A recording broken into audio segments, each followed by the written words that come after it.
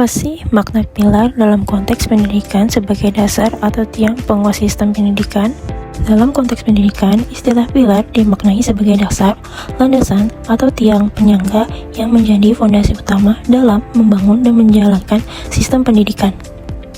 Menurut pandangan filsafat pendidikan, pilar pendidikan berfungsi sebagai yang pertama, ada pedoman arah dan tujuan pendidikan, dasar penyusunan kurikulum, metode pengajaran, dan penilaian, dan penyangga agar pendidikan tidak kehilangan jati diri, nilai luhur, dan tujuan utamanya yaitu membentuk manusia yang berbudaya, berkarakter, dan mandiri.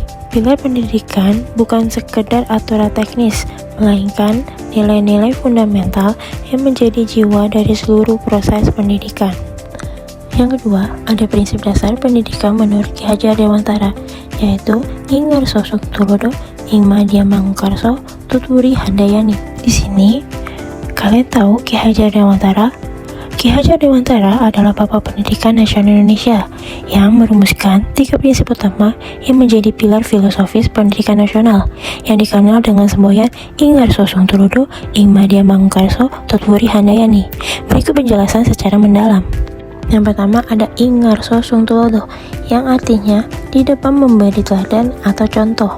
Makna di sini adalah pendidik, yaitu guru, orang tua, atau pemimpin yang harus bisa dan mampu menjadi contoh nyata dari nilai-nilai yang diajarkan.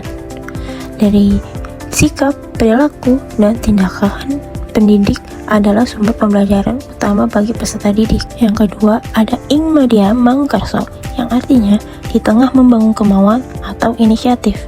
Saat berada di tengah-tengah peserta didik, pendidik berperan sebagai pembimbing, mitra, dan penggerak. Tujuannya yaitu untuk membangun semangat, kemauan, dan kemandirian peserta didik untuk belajar, berkreasi, dan berpikir. Pendidik memfasilitasi agar potensi anak berkembang secara maksimal. Yang terakhir ada Tutwuri Handayani, yang artinya di belakang memberi dorongan atau dukungan. Di sini makna yang tersirat yaitu pendidik tidak harus selalu mendominasi di depan. Ketika peserta didik sudah mampu berjalan sendiri, pendidik berada di belakang untuk memberikan semangat, dorongan, atau dukungan untuk peserta didiknya. Prinsip ini mengandung makna kebebasan dalam batas tanggung jawab, di mana peserta didik diberi ruang untuk mengembangkan potensi dirinya, sementara pendidik memastikan arahnya tetap benar dan memberikan bantuan saat diperlukan.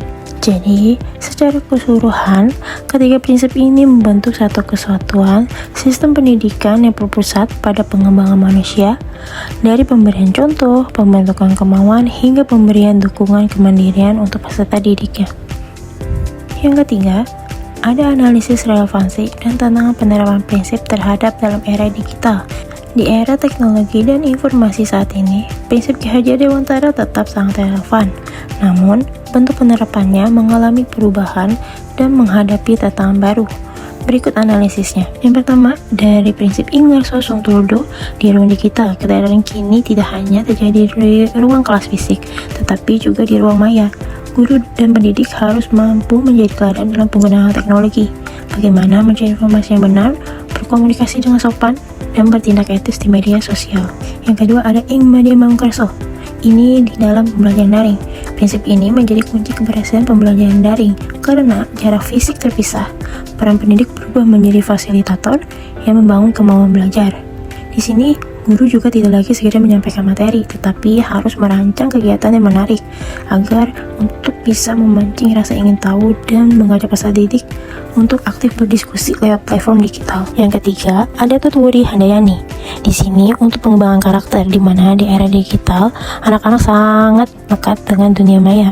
Pendidik dan orang tua berperan sebagai pendukung di belakang. Mereka tidak perlu melarang teknologi, tetapi mendampingi dan mendorong anak untuk memanfaatkannya yang ke hal positif.